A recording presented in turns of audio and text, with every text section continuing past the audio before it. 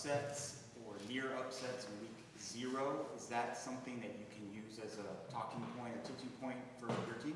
Yeah, it's definitely something we've talked about. I think, every game's a different game, and it's all about how you prepare and, what your mindset is going into it, And so I don't know why those things happened the way they did on Saturday, but credit to those teams that, either, press those teams to the edge or in the case of Georgia Tech, found a way to get it done. Justin and Matt, just what are your impressions of New Mexico after watching them? They look like they play hard. Obviously, I think definitely creative defensively, and then offensively they've got some weapons, right? I think if I watch that game, I think I feel like they're one catch away from it being over. You know what I mean? I was really impressed on both sides of the ball. I know Bronco's been a really good coach for a really long time, so the team, they're going to be ready to play, and they have the advantage of having played a game, where we haven't. So it's a little bit different. And then what's T-Mac status? You get 2 questions? I thought we said 1 question. I'm just kidding. Go ahead. T-Mac status. T-Mac's gonna play. Come on.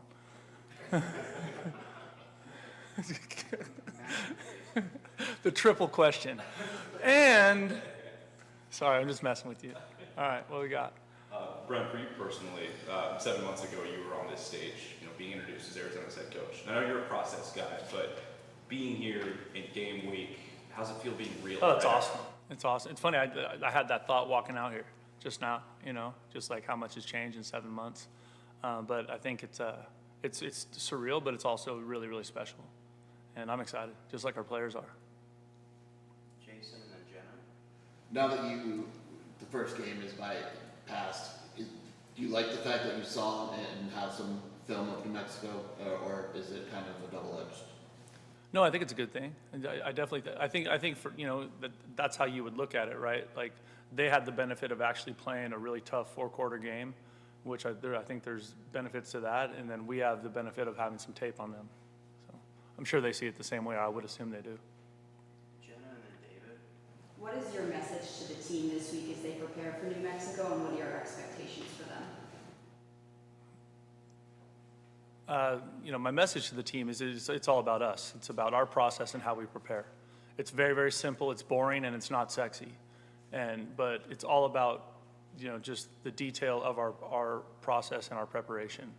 I think that part is I think that sometimes gets lost with the exposure, the media, friends, family, fans, all that stuff.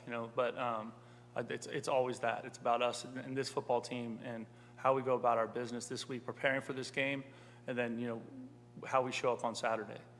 And my expectations are for us to play well, and that'll be my expectations every week. David and Brian.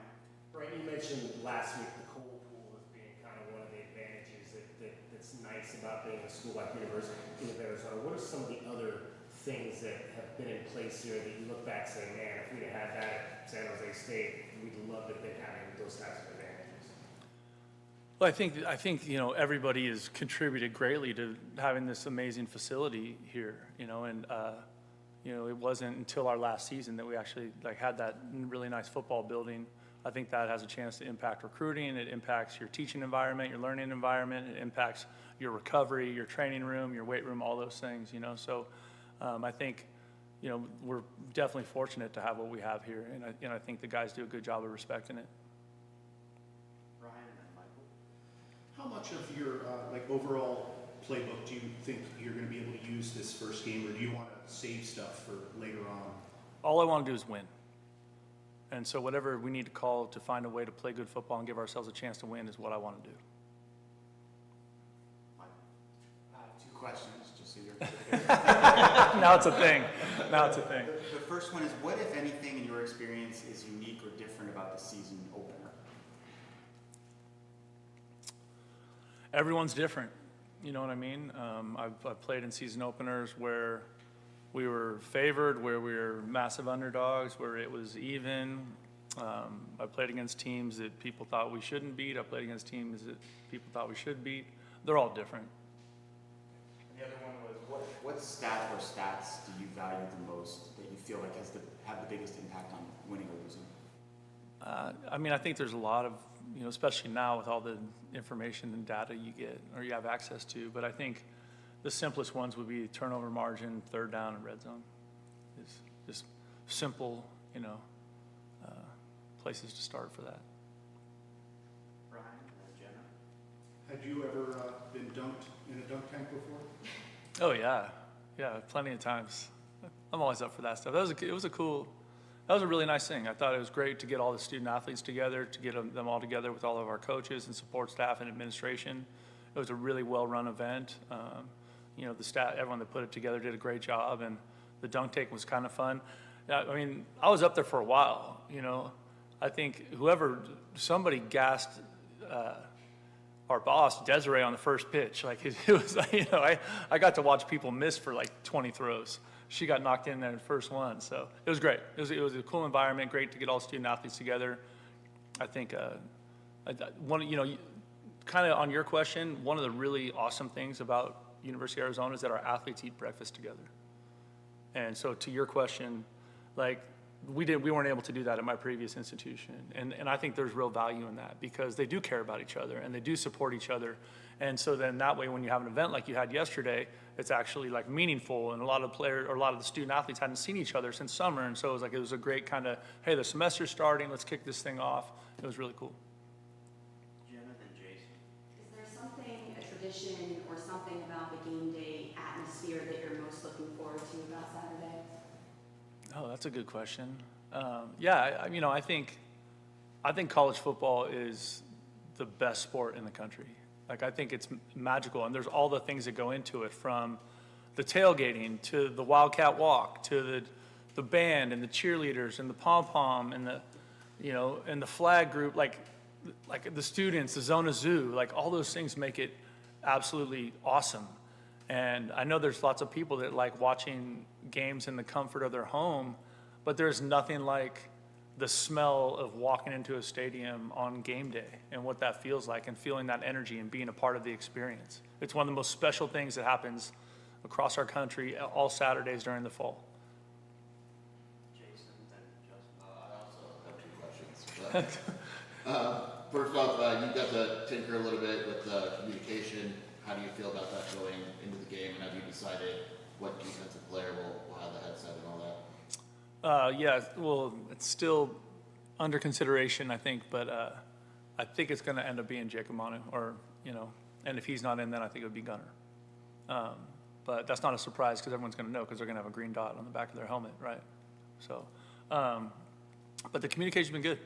We were able to practice it a bunch. I think the tablets are going to be a useful tool for everybody. Just watching the games this weekend, you see how often everybody is utilizing it on the sideline. I think, watching bits and pieces of the SMU game, every time I saw Rhett, he had a tablet in front of him. He was holding a tablet and scrolling through. I think the big thing that everybody needs to remember is that no matter what happens in the game, you cannot show the tablet to an official. That's a big one. That's a bad one. So just want to make sure everybody on my staff knows that. Like, under no circumstances are we doing that. And then I had asked you this last week and just wanted to follow up. Have you decided what coaches will be in the box and what coaches will be on the field with you? Yes. Justin and Saul. What kind of impact has Brandon Sanders had on the program and his role? Brandon Sanders is great. I was on a Zoom with him last night with, all the football letter winners that he does, every 3 months, every month. And he's just trying to keep those guys informed and updated. He's also, just a great job with the kind of the high school relations and that part of it. Him having been a coach here in the state of Arizona, I think there's value in that. Also, the fact that he was such a great player here. I just love the fact that we have so many guys around the program that played here at the U of A. I think there's real value in that, in their experience and their knowledge of the place. And having Brandon being kind of forward-facing with our football alumni, and then also with the high school coaches, I think it's been really valuable for us. He's doing a great job. Last question is Saul. Obviously, there's a lot of top-tier running backs in this conference, and you've been asked this multiple times before, but how do you feel about the defensive line going into game number one now? I think that's going to be one of the, nice surprises of this football team. I think there's a lot of talent there. We've got a good mix of, some speed and some edge presence with some physicality interior. And so it's going to be a lot of fun to see what that looks like when we start playing. All right, that's our time. Thanks, guys. Thanks, man.